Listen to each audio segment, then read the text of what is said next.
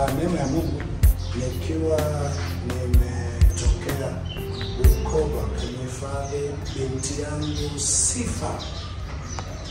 Nimepata stop kidogo hapa Mwanza, nikana vizuri nifike ni hiji wa mtumishi wa Mungu Mzee Moses Kulola, na hapa ndipo alipohifadhiwa, isipokuwa wametaka kuweka mazingira vizuri kwa sababu watu wengi watakuwa wanafanya ibada kwa Mungu. Basi wanakuja wanakutana mazingira bora. Wale barabara zilizokuwepo, wengine wamevunja hata kanyumba kalipokuwepo, wametanua kidogo, na maelezo mengine atakuwekea hayo ambayo mtumishi wa Yehova ameyazungumza, atakuwekea hapo. Kwa hiyo nikiwa katika majonzi, nimeona bado ni hiji kwa hao ambao wametangulia. Bila shaka wanaweza akatuombea sawa sawa wanapoiona mioyo yetu iliyobaki na tuliopo duniani sasa, kwa haya ambayo Mungu ameruhusu tuendelee naye. Kwa hiyo sasa jambo kubwa tu ni kwamba tumefika hapa. Watu wa Mungu wanafanya kwa namna nyingi sana ya kujiuliza ili mambo yaweze kuendelea. Nikushie yote utakayetazama clip hii kufanikisha haya. Mimi niwahi kusema wakati fulani, ingawa sikuwa wazi sana, nikiwa kanisani, mtumishi wa Mungu hapa aliona ya kwamba Biblia inasema nilikuwa kijana na baadaye nikawa mzee. Sijawahi kuona mwenye yake ameacha na uzao wake ukiomba chakula ama uzao wake ukibangaiza. Mimi siwezi kuona tatizo kama hawa watoto wa Mzee Kulola wataishi maisha yasiyo ya kubangaiza bangaiza, kwa sababu ya taabu na moyo wa Mzee Kulola ambaye ni icon. Ni sababu ya sisi wengi wetu kuwa na dira ya imani ni kitu gani, kujitoa ni kitu gani, kuvumilia ni kitu gani. Kisha kameona mimi nimepigizwa kwa namna mbalimbali, kuwekwa gerezani na nyingine aliyoendelea. Lakini naona nikiwa na moyo mkuu. Kwa nini tunaona icon za aina hii? Wenyewe walistahimili mapingamizi, wanaoishi sasa. Tunasema akina Paulo, akina Elia walikuwa na damu kama sisi. Jambo baya ni kwamba kwa sisi wa Afrika hatuwezi kujifunza kwa Mwafrika mwenzetu. Yaani tunajua kumhubiri Kristo ni kuhubiri wazungu waliopigania mataifa yao yakawa stable. Lakini kumbe kumhubiri Kristo ni kuhubiri kila binadamu aliyekuwa na moyo mwema, aliyekuwa na moyo usio na hila, aliyekuwa na moyo wa kutaka watu wote wasiumizane. Kwa hiyo sasa nikusihi sana yeyote atakayetazama video hii, namna ambavyo mtu wa Mungu anahangaika kufanikisha mambo haya, ukweli anasafa, kweli huwa naumiza kichwa. Ni vizuri sana naweka namba yake kwenye hii video. Naomba sana sana moja kwa moja utamjulisha tu kwamba nilisikia clip ambayo mchungaji Mbarikiwa alitoa akiwa kwenye kaburi la Mzee Kulola, na sasa nimesikia na mimi niwezeshe. Hapa nimefika, niambia tulikuwa tunaendelea.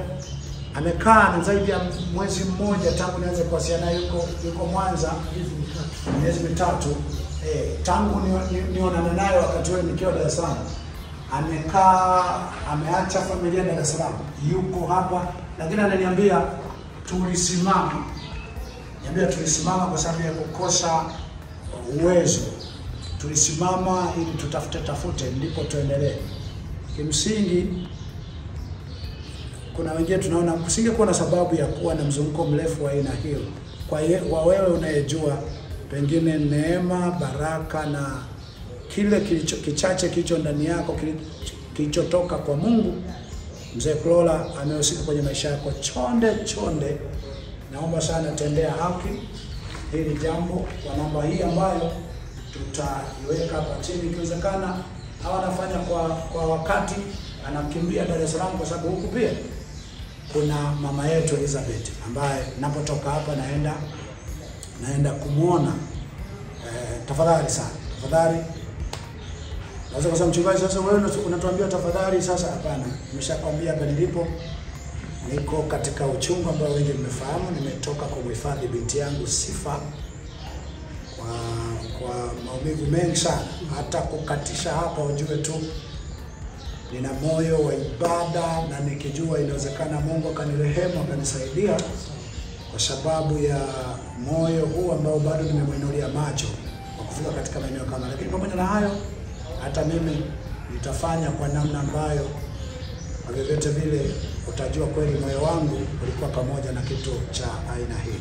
Asante sana kwa kunisikiliza. Maelezo mengine tutawapa utakapoona yanahitajika. Amen. Asante sana. Amen. Lakini sasa wewe bado tunaona nakuja damu na huzuni kwamba bado tunatembea. Sasa uwezo ndio kwa mdogo, uwezo ndio sana. Sasa kila wakija watu huku nasema sio haki kwa jinsi nilivyotumia, lakini watu wanasema tunafanya hawafanyi. Wepesi wa kusema mtendo mzito sana. Basi bahati nzuri Mungu ameninunulia watu rafiki wawili, nikashirikiana na kijana wangu yule mchungaji, kwa sasa atengeneze walau kuweza kuonyesha taswira fulani. Lakini katika akaniambia tutengenezeje? Nikamwambia nimekuwa tukitembelea katika maeneo ya kumbukizi ya kibiblia, tukatoa michoro fulani. Sasa tukajaribu kuweka hapa, tutaweka television screen. So umefika? Ngoja weka picha mbalimbali za matukio mbalimbali kama kumbukumbu. Na hapa ambapo tutaweka meza ya kusaini, tutaweka picha kubwa ya mzee. Kama hivi umefika kusaini au picha kubwa ya mzee. Na hapa tutaweka skrini ndogo kama hapo mpira na chansi. Na tukana tuendelee hapa. Maana yake ni nini? Museum ya Dar es Salaam ni kubwa, ya hapa ni ndogo, sababu siwezi kuhamishia vitu vyote huko. Na siwezi kukaa muda wote huko kwa sababu kule kuna majukumu mengi. Kwa hiyo hapa tutakutrain kijana ajue historia ya mzee na Injili kwa ujumla. Na tutapanga siku 3 au 4 kwa wiki. Jumatatu, Jumanne, Alhamisi na Jumamosi ndio watu kutembelea. Ukifika wanapata historia ya mzee. Yuko maswali mengine mtu asije akazua ya kwake. Kwa sababu miaka 4 iliyopita sikili nilikusimulia, siku alikuja mama mmoja kutoka mpakani mwa Rwanda na Kongo. Akakuta wakati mlango ulikuwa hapa. Sasa bahati mbaya nilikuwa nimemwachia funguo akawa hayupo. Yule mama aliambiwa na bwana nenda alipolala mtumishi wangu Tabora. Sasa hajawahi kufika Tanzania.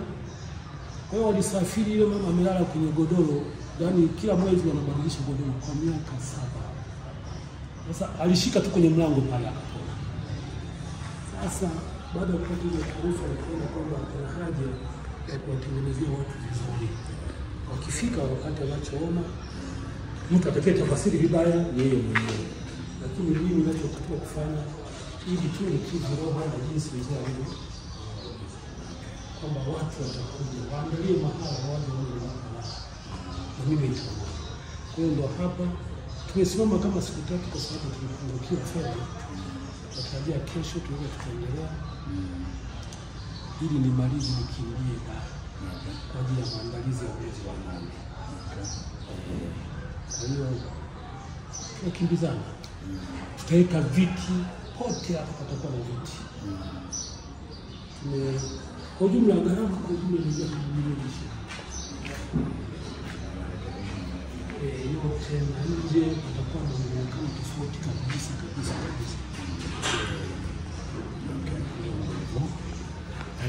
Nashukuru. Amina. Shukuru na tu nipite kwa dharura kwa sababu tumekuwa sikuelewa kama nilikuwa Bukoba. Kwa hiyo nimeona pana stop ya muda fulani ili baadaye ndio tuendelee na safari. Kwa nikaona hii stop sasa ni vizuri nitumie nione, nataka nimuone tu mama kidogo sana. Alafu niendelee na safari kwa sababu kulingana na hali, matukio, mazingira nilionayo, kufanya tena safari ya kuja huko. Sasa sio rahisi. Sasa nimetaka tu nimuone mama pale, muone kidogo pale, nimsalimie ili hata nitakapovuta siku nyingi bila kupita huko isiyo shida, kwa sababu kwa matukio yaliyonipiga haya, kwa hiyo hata nguvu zile za kwamba hapa wakati ile safari niliyopanga kwamba nitakuja huko ilikuwa ndefu sana. Nilikuwa natoka hapa naenda Tabora, naenda Kigoma, naenda Katavi, naenda Mpanda, naenda Sumbawanga, ndio nilitokea kule kwenda mbele. Ilikuwa ndefu sana ile safari. Sasa kwa hapa nilipo hapa, sioni dalili ya kufanya safari yoyote. Sababu niko katika shida kubwa. Niko katika shida kubwa. Kwa hiyo nitakuja kwa dharura nipite nione, niwape mbele, lakini pia kilicho mioyoni mwenu, ili yamkini unapotafakari unajua unafikiri kitu cha aina gani.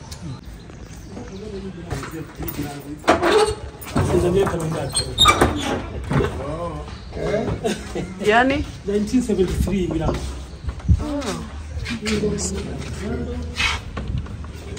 Hata siku anatoka gerezani.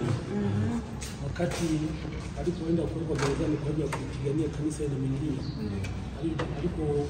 Alipotolewa amri na Rais Mwinyi. Alisema aliulizwa na tukupeleke wapi? Akasema kwanza kabisa ni nyumbani mwa baba yangu. Wapi? Kanisa la Bugando. Watu walikuwa wamefurika hapa maelfu mikoa yote, kwamba Jumatatu wanaandamana. Sasa alipomwona mzee, maandamano yakageuka kutoka hapa kwenda Mabatini kwa tunakaa. Mzee kila kitu tunachokiona hapa chatoka wakati ule tangu mwaka 73.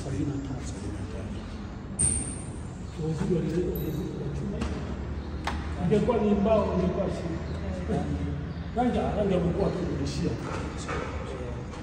lakini jengo ni ule madirisha, hizi benchi hizi.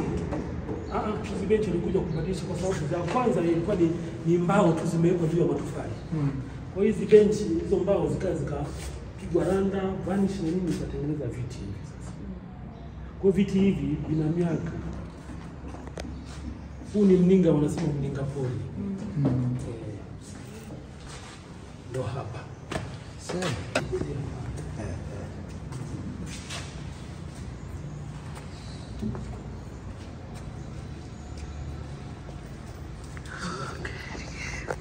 Tumshukuru Mungu wa kweli, Mungu wa rehema, Mungu wa neema. Yesu aliwahi kusema ya kwamba imenipasa kuwemo nyumbani mwa baba yangu. Huu ndio urithi wa kweli na wa pekee, msingi na moyo wa mzee wetu, Mzee Kulola. Katika yote Mungu nakushukuru kwamba hapa ndio chimbuko, chanzo cha imani nyingi na watu wengi, imani kwa sehemu kubwa kwa Tanzania. Watu wa Mungu waliuona moyo wa Mzee Kulola, wakajitoa wakaweka alama hii. Mungu, sisi tumefika tuwe sehemu ya moyo wa kila aliyefanikisha, lakini pia moyo wa aliyetazamwa, hata wakaweka baraka hii na msingi huu. Mungu, asante kwa ajili ya kila litendwalo ambalo kwa sehemu kubwa lina mwenzi Mzee Kulola. Kila litendwalo sasa na sisi tumefika. Amina. Kwa namna moja na nyingine wajua mioyo yetu, wajua makusudi yako ulionayo kwenye miili yetu. Tunajiungamanisha na makusudi ya milele iliyokuwa ndani ya Mzee Kulola kwa kuwepo kwetu kwenye nyumba hii, lakini pia hata kuona kaburi alipohifadhiwa hapa Bugando, hapa mahali lilipo kanisa. Asante, tunajiweka mikononi mwako katika jina la Yesu.